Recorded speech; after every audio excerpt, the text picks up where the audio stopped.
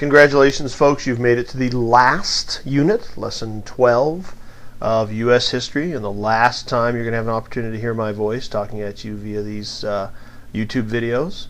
It's been a great year. I've had a lot of fun teaching this class, and it's been a pleasure to be your teacher, and hopefully you've gained a little something out of it. More than just a little bit of credit. Hopefully you've gained a little more knowledge about our country. And we're going to finish up by really talking about kind of where we are right now and what's led us to be in the situation that we are currently as a nation. And we're going to talk about that in this particular PowerPoint titled Into a New Century. Really, it's going to look at the time frame of 1992 to the present. And to give you an idea, since we made a little bit of a jump here since Vietnam, the Cold War has ended. The Soviet Union has broken up into a number of different republics, and the U.S. kind of stood alone in the early 1990s as the most powerful nation on the planet. So how have we taken that? Where have we gone? What's happened in that, essentially 18 years since the Cold War ended? This is also, of course, the Bill Clinton era. This is probably the president that was in power when you were born, was Bill Clinton. And Bill Clinton served from 1992 to 2000 for 2 terms. And he had a domestic agenda and a foreign agenda. We're going to look at both of those. In terms of his domestic agenda, he was a Democrat. He proposed he needed to raise taxes. Those taxes would allow for more social programs to occur. He wanted to cut the deficit with all the money coming in because of the stock boom with technology stocks. We were able to cut the deficit. He proposed a program of universal health care, much like we've been dealing with recently. It was defeated, though. He was not successful with that. And he proposed some new social programs. AmeriCorps, bringing young people out of college to assist low-income and needy Americans. And also the Family Leave Act, the idea that people could take time off work and have their job protected to help with family medical needs.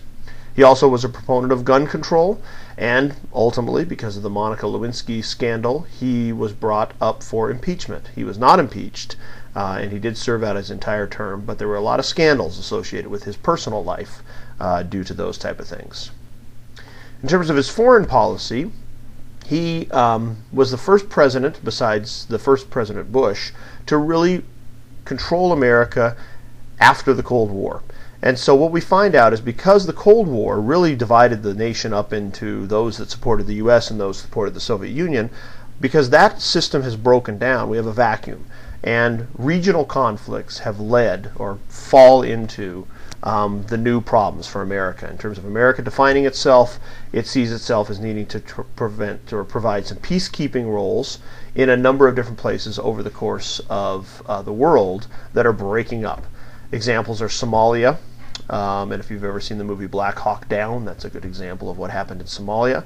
Bosnia, the former Yugoslavia, Kosovo, the same, and also in Haiti. So the U.S. is certainly involved in kind of a new role. No longer are we looking at one particular enemy, the Soviet Union. Now we're looking at lots of little hot spots around the globe that we're trying to help. Also, President Clinton's foreign policy was based on trying to bring some peace to the Middle East. And as many presidents before him and presidents after him, he was kind of a mixed bag in terms of success, in terms of Middle East diplomacy. After the Clinton era, when he had his 2 terms, we had the 2000 election. And this was the most debated, most hotly contested election in certainly recent American history.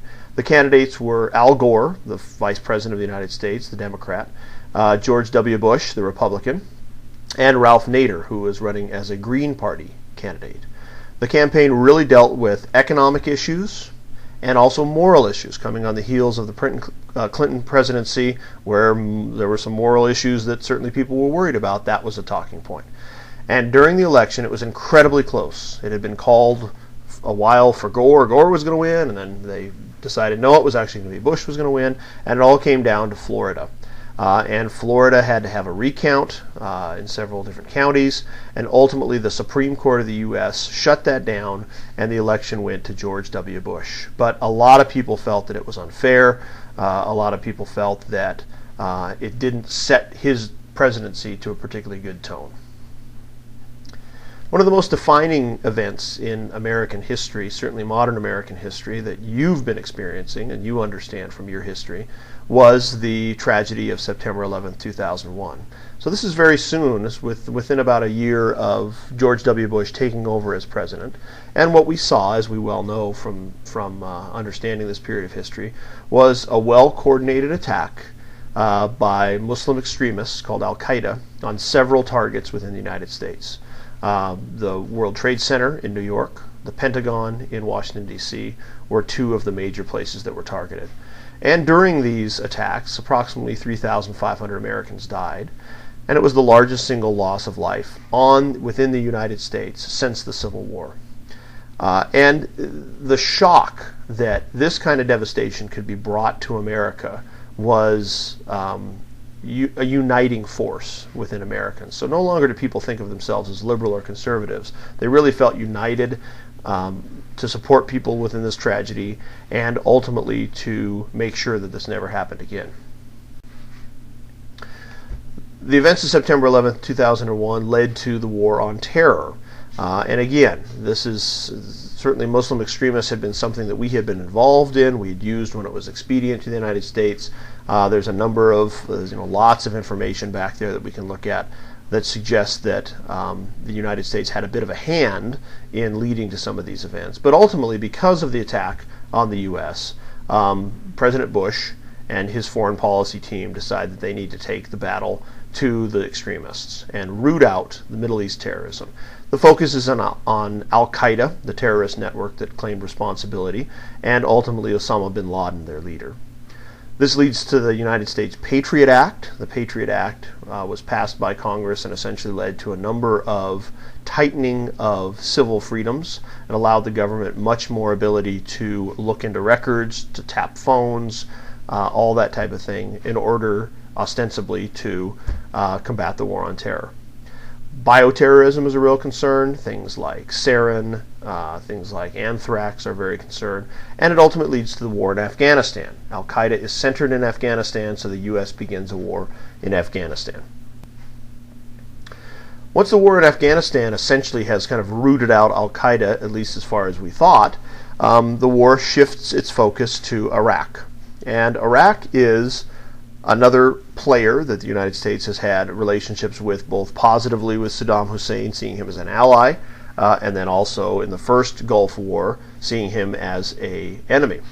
And the contention is that Iraq has weapons of mass destruction and is working towards getting a nuclear bomb and could use those on Israel or other Western nations.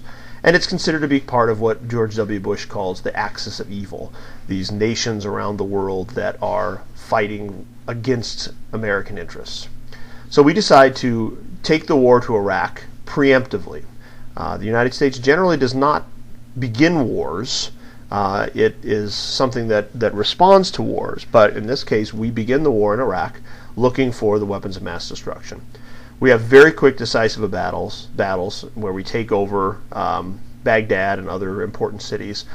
But that's not the difficult part. The difficult part is the peace, and we still are fighting with that even today. How do we create a peace? How do we empower the Iraqis to take over their own country? And how do we allow them to build a new government? And as we know from watching the news, every day we see how difficult nation building can be. So we're going to fast forward a little bit to today, to 2010 in America, and just talk a little bit about where we are and what might be happening in the future. This is kind of the wrap up for the course.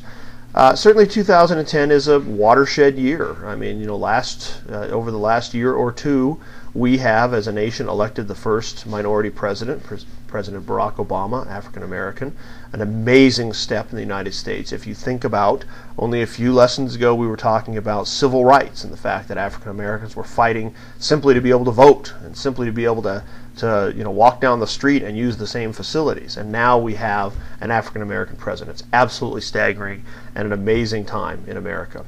But America itself is reeling. We're struggling from some economic problems related to unemployment, the housing decline. Most of you are probably impacted by that in Nevada. There's no question that we've been hit very hard. We still are fighting wars in Iraq and Afghanistan with little opportunity for end in sight. And we're really kind of questioning what's America's role in the world. We still are the most powerful nation, but we have lost a little bit of our step here. We're struggling a little bit to kind of get back on that footing.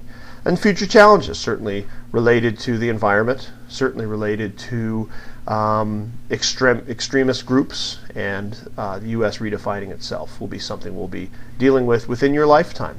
So once again, thank you very much for being a patient and excellent audience. It's been a real pleasure to teach you, and good luck with your future class.